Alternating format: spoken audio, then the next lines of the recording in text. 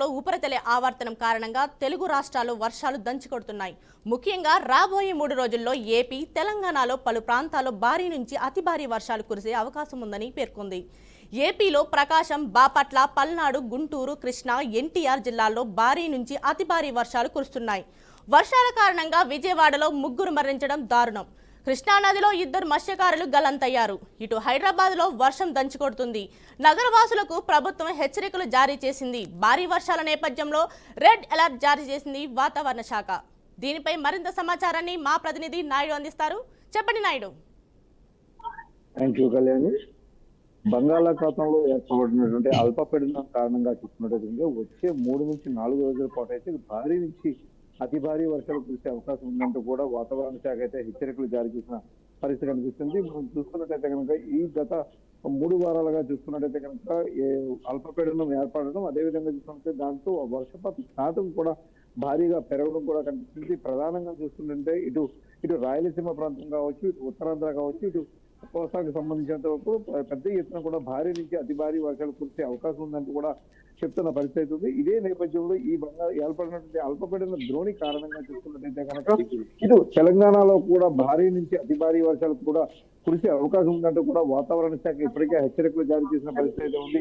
గత 24 గంటల్లో మనం చూసుకున్నట్టయితే కనుక వర్షపాతం చూసుకున్నట్టయితే కనుక ఇటు 2 తెలుగు రాష్ట్రాల్లో కూడా భారీగా ఉన్నట్టుగా మనకి కనిపిస్తుంది. ప్రధానంగా ఇటు రాయలసీమ ప్రాంతం, అదేవిధంగా తెలంగాణ ప్రాంతంలో కూడా భారీగా వర్షపాతం నమోదు కావడంతో అయితే కనుక ఇక్కడ ఉన్నటువంటి రోడ్లపై కూడా నీరు వచ్చి చేరుతున్న పరిస్థితి ఉంది. ఇక్కడ వాగులు, వంతులు, నదులు, అదేవిధంగా మొత్తం ఓవరాల్ గా పొంగిపొరలడంతో అయితే కనుక చాలా వరకు కూడా ప్రమాదకర పరిస్థితులు కూడా దాపురించిన పరిస్థితి ఉంది. ఇటు ప్రధానంగా ఇటు కృష్ణా నదీ పరివాహక ప్రాంతంలో చూసుకున్నట్టయితే కనుక ఇప్పటికే కొన్ని మరణాల సంఖ్య కూడా నమోదు అవడం అయితే ఆందోళన కలిగిస్తున్న పరిస్థితి కూడా మనకి కనిపిస్తుంది. అదేవిధంగా చూసుకున్నట్టయితే కనుక ఇటు తెలంగాణ ప్రాంతం వరకు మనం చూసుకున్నట్టయితే కనుక ఇటు హైదరాబాద్ లో అయితే కనుక పెద్ద ఎత్తున వరద అయితే ముంచితే పరిస్థితి అంటే కూడా చెప్తున్న పరిస్థితి అయింది. ఇప్పటికే ఏపీ అని తెలంగాణలో కూడా ఇప్పటికే అధికారులందరూ కూడా అప్రమత్తంగా ఉండాలంటే కూడా ఆదేశాలు జారీ చేసిన పరిస్థితి మనకు కనిపిస్తుంది. అదేవిధంగా తెలంగాణలో ప్రాంతంలో చూసుకుంటే హైదరాబాద్ కావచ్చు,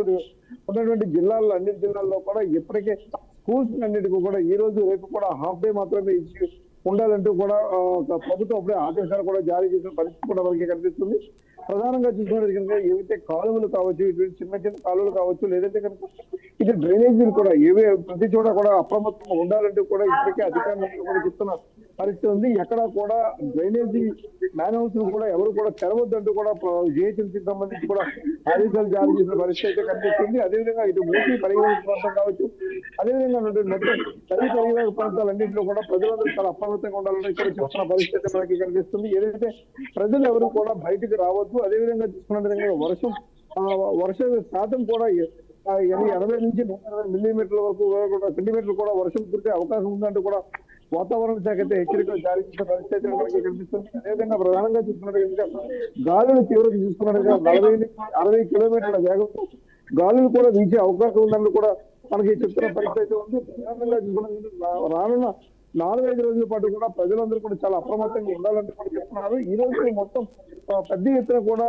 కొన్ని చోట్ల కనుక భారీ నుంచి అతి భారీ వర్షాలు కూడా నమోదైన పరిస్థితి కూడా మనకు కనిపిస్తుంది. అదేవిధంగా చూసుకుంటే ఇటు అల్లూరు సీతారామరాజు జిల్లా, అదేవిధంగా తూర్పుగోదావరి డాక్టర్ బిఆర్ అంబేద్కర్ కోనసీమ జిల్లా, అదేవిధంగా ఏలూరు, పశ్చిమ గోదావరి, ఎన్టీఆర్, కృష్ణా, పల్నాడు, కర్నూలు, నంద్యాల జిల్లాలో భారీ వర్షాలు కూడా కురిసే అవకాశం ఉందంటూ కూడా చెప్తున్న పరిస్థితి అయితే మనకి కనిపిస్తుంది. అదేవిధంగా రేపటి నుంచి చూసుకుంటే కనుక ఇటు వైఎస్ఆర్ కడప, అదేవిధంగా తిరుపతి, కర్నూలు, నంద్యాల, సత్యసాయి, చిత్తూరు జిల్లాలో కూడా భారీ నుంచి అతి భారీ వర్షాలు కురిసే అవకాశం ఉందంటూ కూడా వాతావరణ శాఖ అధికారులు సూచించిన పరిస్థితి అయితే కనిపిస్తుంది. ప్రధానంగా ఇటు అనకాపల్లి, కాకినాడ, ప్రకాశం, అల్లూరు సీతారామరాజు జిల్లా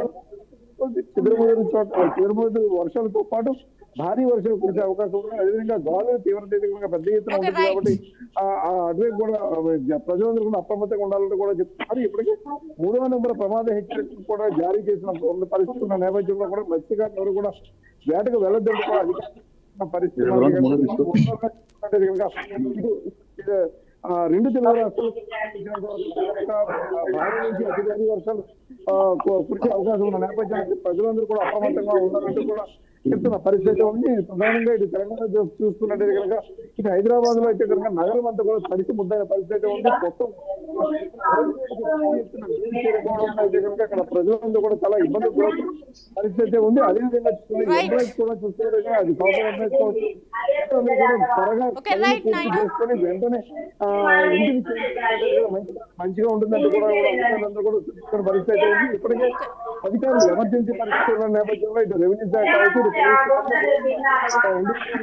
సంబంధించి కూడా వాళ్ళందరికీ కూడా సెలవులు ఉంటున్నారు. వీళ్ళందరూ కూడా ఎప్పుడు కూడా అందుబాటులో ఉండాలంటూ కూడా అధికారులు కూడా ఆదేశించిన పరిస్థితి మనకి ప్రధానంగా కనిపిస్తుంది. అదేవిధంగా రెండు తెలుగు రాష్ట్రాలు కూడా ప్రజలందరూ కూడా అప్రమత్తంగా ఉండాలంటూ కూడా వాతావరణ చూస్తున్న పరిస్థితి మనకి కనిపిస్తుంది. Thank you Naidu. Pulivendula ZPTC ఉప ఎన్నిక రీపోలింగ్ ప్రశాంతంగా ముగిసింది. 2 పోలింగ్ కేంద్రాలలో వైసీపీ ఫిర్యాదులో రీపోలింగ్ నిర్వహించారు. జెడ్పీటీసీ ఉప ఎన్నికల్లో అవకతవకలు జరిగాయని ఎన్నికల సంఘానికి కడప ఎంపీ వైఎస్ అవినాష్ రెడ్డి ఫిర్యాదు చేశారు. దీంతో అచ్చుపల్లి, ఈ కొత్తపల్లిలో మళ్లీ రీపోలింగ్ నిర్వహించారు.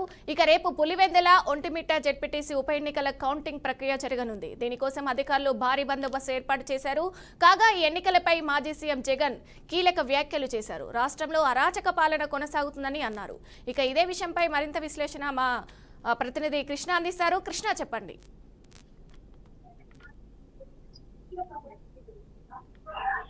Thank you. అయితే ఏదైతే నిన్నటి దినాన జరిగినటువంటి జెడ్పీటీసీ ఉప ఎన్నిక ఏదైతే ఉందో పూర్తిస్థాయి అయితే అటు ఒంటిమిట్లు అయితే ప్రశాంతంగా జరిగిందని చెప్పుకోవచ్చు. అయితే మొత్తానికి చూస్తే పులివెందుల నియోజకవర్గానికి వచ్చేసి పులివెందుల మండలానికి సంబంధించి ఏదైతే జెడ్పీటీసీ ఎలక్షన్లు అయితే పూర్తిస్థాయి అయితే 15 ఏదైతే పోలింగ్ కేంద్రాలు ఉన్నాయో 15 పోలింగ్ కేంద్రాలు అయితే పూర్తి స్థాయిలో పోలింగ్ ప్రక్రియ జరిగినప్పటికీ కూడా ఏదైతే వైఎస్ఆర్సీకి సంబంధించిన ఎంపీ అవినాష్ రెడ్డి కావచ్చు, అదేవిధంగా జగన్మోహన్ రెడ్డి ఇచ్చిన ఏదైతే ఆధారాల ప్రకారం అయితే పూర్తి స్థాయిలో అయితే 2 పోలింగ్ ఏదైతే కేంద్రాలు ఉన్నాయో ఆ 2 పోలింగ్ కేంద్రాల్లో అయితే రీపోలింగ్ నిర్వహించాలంటూ కూడా వారైతే ఆరోపణలు చేస్తారు. అదే తరహాలు చూస్తే ఎన్నికల రిటర్నింగ్ అధికారి ఎవరైతే ఉన్నారో వారు ఇచ్చిన స్టేట్మెంట్ ఆధారంగానే అయితే పూర్తి స్థాయి అయితే ఈ రోజు అయితే ఉదయం నుంచి కూడా పూర్తి స్థాయి అయితే అటు అర్చివల్లి కావచ్చు, అదేవిధంగా ఈ కొత్తపల్లిలో అయితే రీపోలింగ్ అనేది కూడా రీపోలింగ్ కూడా నిర్వహించడం జరిగింది. మొత్తానికి చూస్తే ఏదేమైనప్పుడు కూడా పూర్తి స్థాయి ఈ రోజు నిర్వహించినటువంటి ఏదైతే రీపోలింగ్ ప్రక్రియ అయితే ఉందో పూర్తి స్థాయి అయితే సజావుగా జరిగిందని అనుకోవచ్చు. అదేవిధంగా ఏకపక్షంగా కూడా జరిగిందని కూడా పలు రకాల ఆరోపణలు చేస్తున్నారు. అయితే ఇప్పటికే చూస్తే మనము ఏదైతే ముఖ్య ఎక్స్సీఎం ఎవరైతే జగన్మోహన్ రెడ్డి ఉన్నట్టు పూర్తి అయితే పలు రకాల ఆరోపణలు అయితే చేస్తారు. అయితే మొత్తానికి ఏదేమైనా కూడా పూర్తి అయితే టీడీపీ వాళ్ళు అయితే ఏకపక్షంగా అయితే ఈ యొక్క ఎలక్షన్ అయితే నిర్వహించారు కానీ పూర్తి అయితే ప్రజాపక్షాన్ని అయితే ఈ యొక్క ఎలక్షన్ అయితే నిర్వహించలేదంటూ కూడా జగన్మోహన్ రెడ్డి అయితే ఆరోపణ చేస్తారు. మొత్తానికి చూడాలి ఏదేమైనప్పుడు కూడా రేపటి దినాన కౌంటింగ్ ప్రక్రియ అయితే మొదలవుతుంది. ఉదయం 7 నుంచి అయితే ఉదయం 8 నుంచి కూడా కౌంటింగ్ ప్రక్రియ అయితే మొదలవుతుంది. ఈ యొక్క కౌంటింగ్ ప్రక్రియలో కూడా చూస్తే రేపు ఎవరు గెలుస్తారు, అటు లతారెడ్డినా లేకపోతే హేమంత్ రెడ్డా లేదా అనేసరి కూడా పులివెందులో కూడా ఒక హైటెన్షన్ ఇదేటట్లయితే పూర్తి స్థాయి అయితే తెలుస్తుంది. అయితే మొత్తానికి చూడాలి రేపు దినాన్ని జరగబోయే ఏదైతే ఆ పోలింగ్ ప్రక్రియ ఉందో పూర్తి స్థాయి అయితే ప్రజలందరూ కూడా రాష్ట్ర వ్యాప్తంగా కూడా ఎదురు చూస్తున్న పరిస్థితి అయితే ఉందని అనుకోవచ్చు. అయితే రేపు ఏదైతే ఈ యొక్క పోలింగ్ ప్రక్రియ కావచ్చు, అదేవిధంగా ఇటు ఒంటిమిట్ట ఇటు పులివెందులలో జరిగినటువంటి ఉప ఎన్నిక ఏదైతే ఉందో రాష్ట్ర వ్యాప్తంగా ఒక సంచలనంగా ఉన్నట్లయితే తెలుస్తుంది. అయితే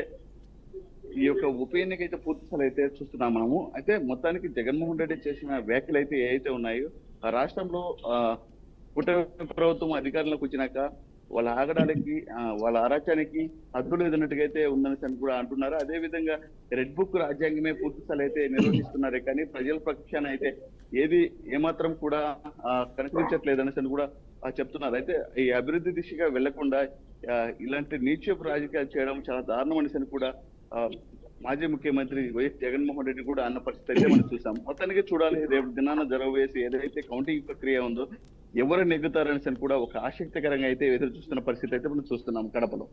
okay, right. Thank you Krishna. AP liquor scam కేసులో 12 మంది నిందితులను ఏసీబీ కోర్టులో సిట్ అధికారులు హాజరుపరిచారు. హైదరాబాద్లో సిట్ సీజ్ చేసిన 11 కోట్ల రూపాయల విషయంలో ఆధారాలు ధ్వంసం చేస్తున్నారని కోర్టుకు రాజ్ రెడ్డి తెలిపారు.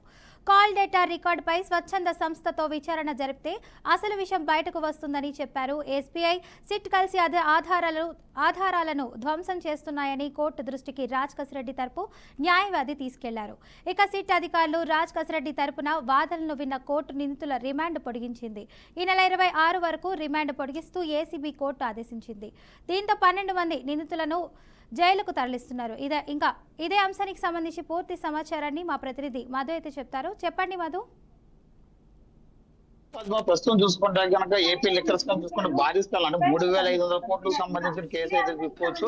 ఈ స్కామ్ లో చూసుకుంటే కనుక ఎవరైతే నిందితులు ఉన్నారో 12 మంది నిందితులు కూడాను రిమాండ్ కూడా ఈ రోజు ఏసీబీ కోర్టు ముందు హాజరుపరచడం జరిగింది. అదే విధంగా చూసుకుంటే కనుక ఏసీబీ కోర్టులో మాత్రం న్యాయమూర్తి మాత్రం రాజ్ కేసు అంటే మాత్రం ఏదైతే హైదరాబాద్ లో దొరికిన 11 కోట్లకు సంబంధించిన ఆధారాలు మాత్రం తారుమారు చేస్తున్న శిక్ష అధికారులు అదే విధంగా బ్యాంక్ అధికారులు కూడా ఆయన చేసి చెప్పడం జరిగింది. అదేవిధంగా అక్కడ పిఏ ఎవరైతే ఉన్నారో దిలీప్ తల్లిదండ్రులను కూడా బెదిరిస్తున్నారు శిక్ష అధికారులు. అయితే స్థానికంగా సంబంధించిన పోలీసులకు సంబంధం లేని కేసులో కూడా పోలీసులు ఇన్వాల్వ్ అయ్యి వాళ్ళు కూడా వాళ్ళ తల్లిదండ్రులు దిలీప్ సంబంధించిన తండ్రిని కూడా బెదిరిస్తున్నారు అనేది కూడా ఆరోపణ చేయడం జరిగింది. న్యాయమూర్తి ముందు ఆరోపణ చేయడం జరిగింది. అదేవిధంగా చూసుకుంటే కనుక దిలీప్ ఎవరైతే ఉన్నారో ఇప్పుడు నిందితుడు దిలీప్ ఉన్నాడు, ఆ దిలీపుకు సంబంధించింది కనుక తన తండ్రి మాత్రమే ఇల్లు 2011లో నిర్మాణం చేశాడనేది.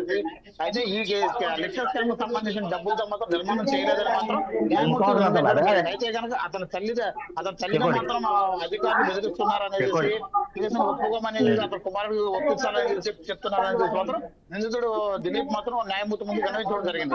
అదే విధంగా చూసుకుంటే ఈ లిక్కర్ స్కామ్ కు సంబంధించిన కీలక ఆధారాలు ఏదైతే ఉంది హైదరాబాద్ లో 11 కోట్లు దొరకడంతోనే ఈ శిక్ష అధికారులు మాత్రం ఆధారాలు దొరికాయని చేసా అంటే తీగలాగితే దొంగత గదలకి ఈ 11 కోట్లతోనూ కూడా అసలు మనీ ఎట్లా ట్రాన్స్లేషన్ జరిగింది, ఎలా చేతిలో మారింది, అదేవిధంగా కాల్ డేటా ఆధారంగా కూడా నిందితులను కూడా అదుపులో తీసుకోవడం జరిగింది. అయితే కనుక ఈ ప్రస్తుతం చూసుకుంటే కనుక ఈ నిందితులు ఏదైతే ఉందో రాజకీయ చెప్తున్న పరిస్థితులు దగ్గర న్యాయమూర్తులు చెప్తున్న పరిస్థితులు చూసుకుంటే కనుక అసలు కాల్ డేటాలు ఏదైతే ఉందో ఆ కాల్ డేటా ఏదో స్వచ్ఛంద సంస్థకి ఇచ్చి విచారణ జరిపించాలనేది.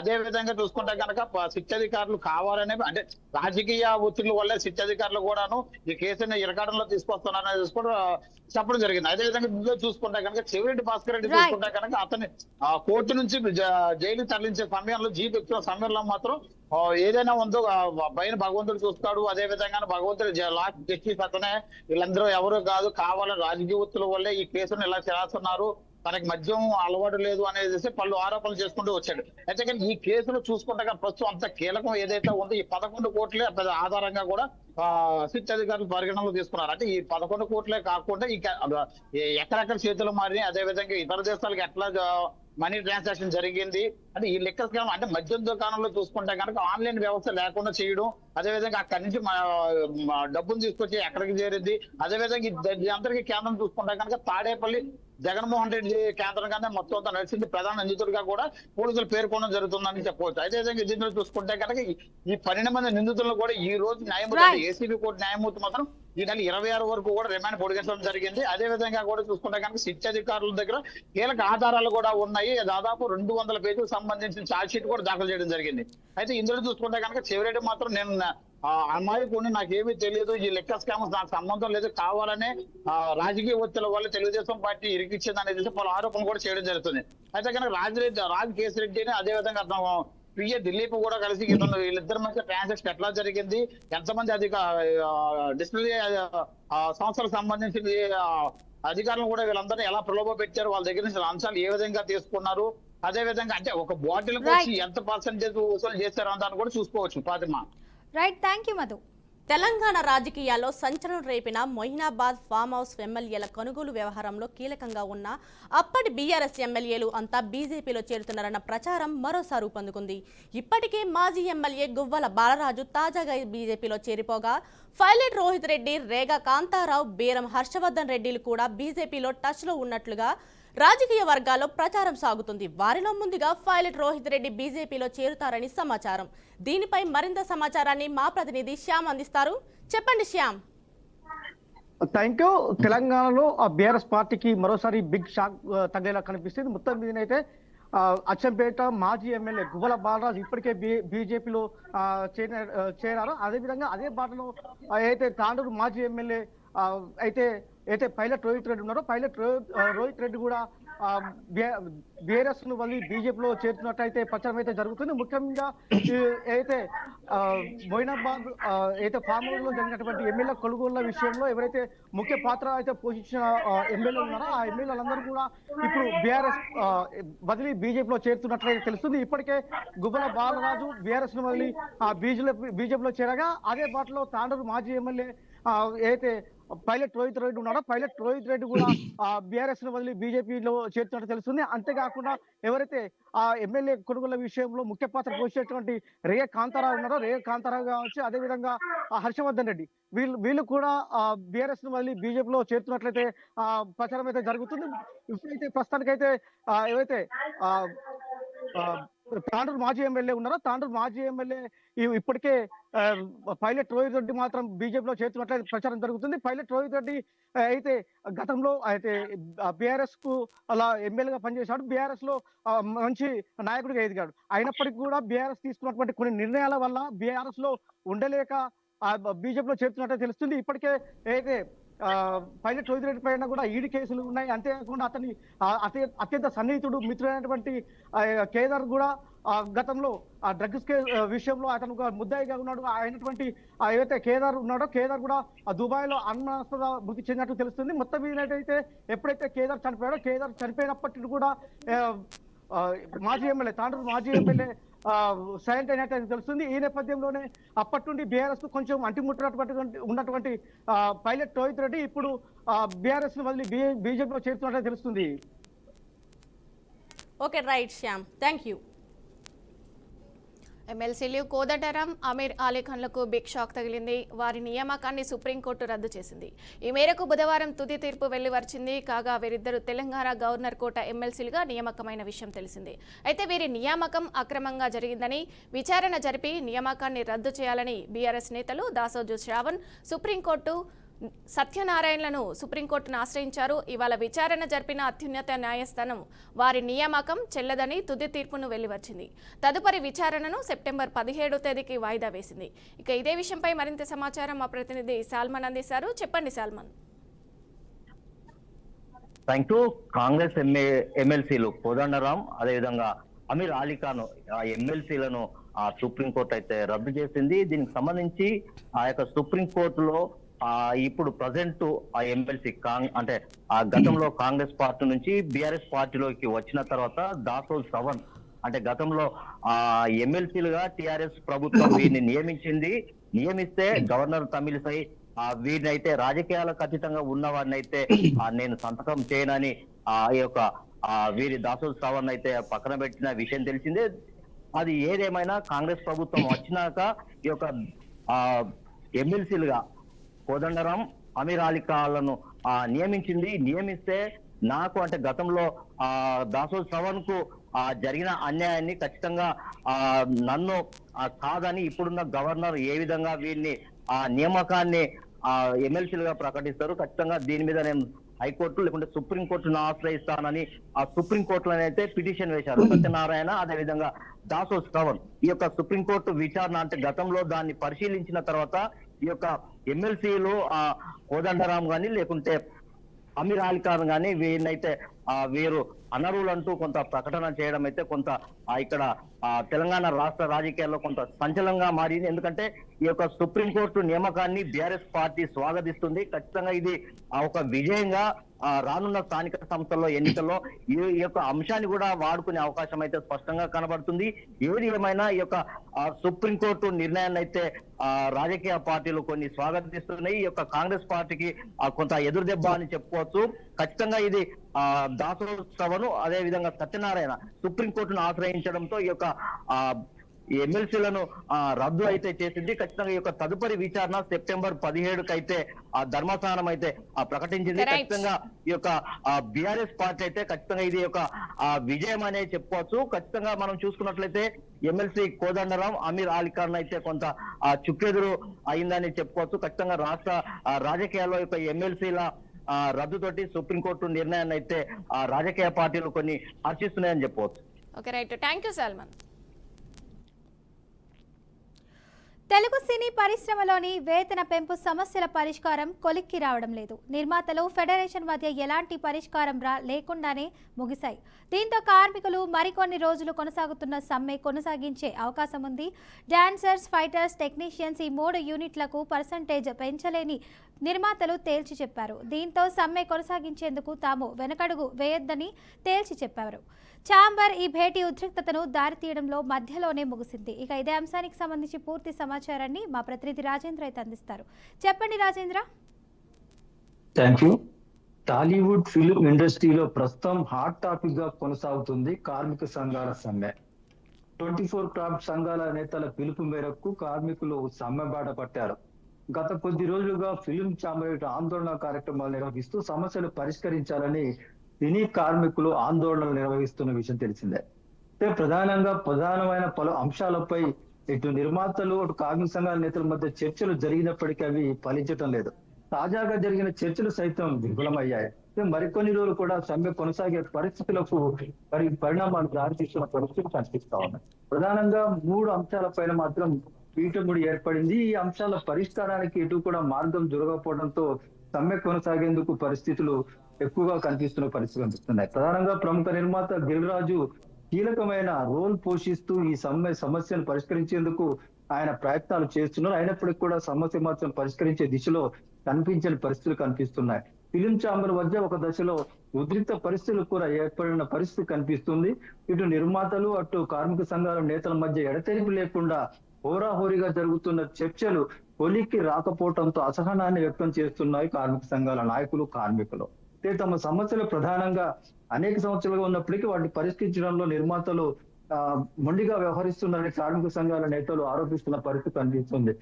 డాన్సర్స్, ఇటు ఫైటర్స్, టెక్నీషియన్ సంబంధించిన విషయంలో మాత్రం పర్సంటేజ్ పెంచే ప్రసక్తే లేదని నిర్మాతలు తేల్చి చెప్పడంతో సమ్మె మరికొన్ని రోజులు కొనసాగే పరిస్థితులు ఎక్కువగా కనిపిస్తా ఉన్నాయి. అయితే రేపు ఎల్లుండి కూడా సమావేశాలు జరుగుతాయని ప్రముఖ నిర్మాత కళ్యాణ్ పేర్కొంటున్న పరిస్థితి కనిపిస్తుంది.